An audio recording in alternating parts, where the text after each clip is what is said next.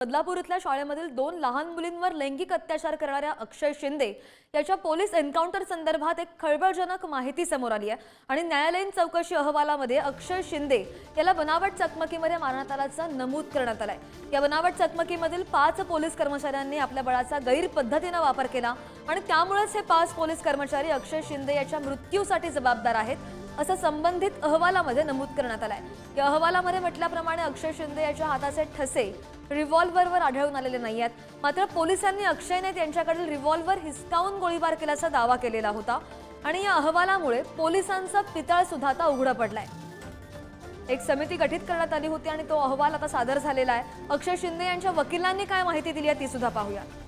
अक्षय शिंदे याच्या मृत्यूस जबाबदार आहेत असं निरीक्षण मेहरबान न्याय दंडाधिकारी ठाणे यांनी नोंदवलेलं आहे आणि त्या निरीक्षणाचा रिपोर्ट ज्यावेळेस मेहरबान उच्च न्यायालयामध्ये सादर केला तर कायद्याप्रमाणे पोलिसांनी ज्यांनी कोणाविरोधात आता हे निरीक्षण न्याय दंडाधिकाऱ्यांनी नोंदवलंय त्यांच्या विरोधामध्ये FIR दाखल करावी लागेल, करणं बंधनकारक आहे असं सरकारी वकिलांकडून APP वेनेगावकर यांच्याकडून कोर्टासमोर ग्वाही देण्यात आलेली आहे।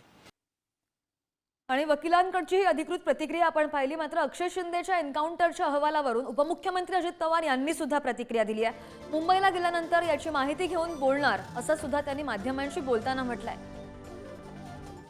मी आता तिथं कार्यक्रमात होतो तेव्हा टीव्हीला ती बातमी बघत होतो।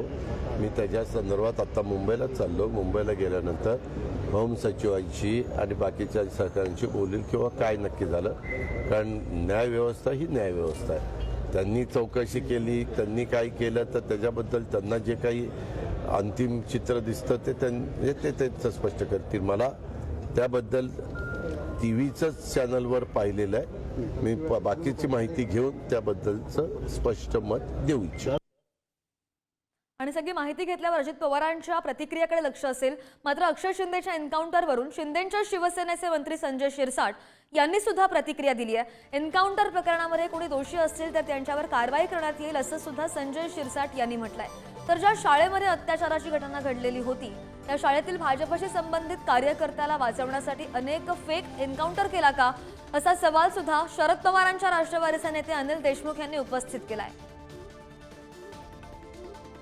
बदलापूरच्या घटनेमध्ये जो आता अहवाल त्यांनी सादर केला आहे त्याच्यावर न्यायालयाने जो काही निर्णय दिलेला आहे त्या निर्णयाचं अंमलबजावणी केली जाईल आणि जो त्याच्यात दोषी असेल, जर तो एन्काउंटर चुकून झाला असेल किंवा जाणून बुजून केला असेल तर त्यावर न्यायालय योग्य तो निर्णयसुद्धा घेईल।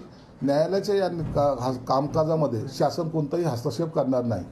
अक्षय शिंदे जो होता तो नराधम होता हे सर्व जनतेला माहिती आहे, म्हणून त्याचा एन्काउंटर झाला का त्यांनी पोलिसांवर हमला केल्यानंतर त्याला शूट करावं लागलं हा तपासाचा भाग आहे, परंतु सर्वसामान्य जनतेला तो आवडलेला भाग होता। आता ज्याला त्यांच्याबद्दलचं सहानुभूती असेल त्यांनी त्याच्याबद्दलचं त्यांनी स्टेटमेंट करावं। कारण की ज्या शाळेमध्ये ही घटना झाली होती ती शाळा त्याचे ज्यांची शाळा होती ते आपटे हे भारतीय जनता पार्टीचे कार्यकर्ते होते। अनेकांनी संशय व्यक्त केला होता की याच्यामध्ये व्यवस्थित चौकशी झाली पाहिजे। आता तर यामध्ये पुढे सर्व गोष्टी आल्या आहेत की कोणाला वाचवण्यासाठी, आपटेला वाचवण्यासाठी तर अक्षय शिंदेचा फेक एन्काउंटर सरकारने करायला लावला का हा आता प्रश्न त्यानिमित्तानं अनुत्तरित आहे। याची सखोल चौकशी झाली पाहिजे आणि फेक एन्काउंटर कोणी करायला लावला, कोणाच्या दबावाखाली करायला लावला आणि कोणाला वाचवण्यासाठी करायला लावला हा प्रश्न आज अतिशय महत्त्वाचा आहे। आणि या बदलापूर संदर्भात अहवाल आल्यानंतर अनेक राजकीय प्रतिक्रिया सुद्धा उमटताना पाहायला मिळतात। विजय वडेट्टीवार यांनी सुद्धा प्रतिक्रिया दिली आहे, पाहूया। एन्काउंटर नाही, हा त्याचा खून आहे, पुरावे नष्ट करायसाठी आणि ज्यांना ज्या मूळ त्याच्यातील ज्या काही आरोपींना काही आहेत 6 आरोपी त्यांना वाचवण्यासाठी अक्षय शिंदेचा हा खून केला गेला होता। त्यावेळची आमची भूमिका होती, त्यावर टीका पण झाली आणि जे एकूणच चित्र रंगवल्या गेलं आणि त्यामध्ये RSS आणि बीजेपीचे जे काही पदाधिकारी होते, संस्था चालक त्यांना वाचवण्यासाठी केलेला हा केविलवाना प्रयत्न होता असं त्यावेळेस आमचं स्टेटमेंट होतं.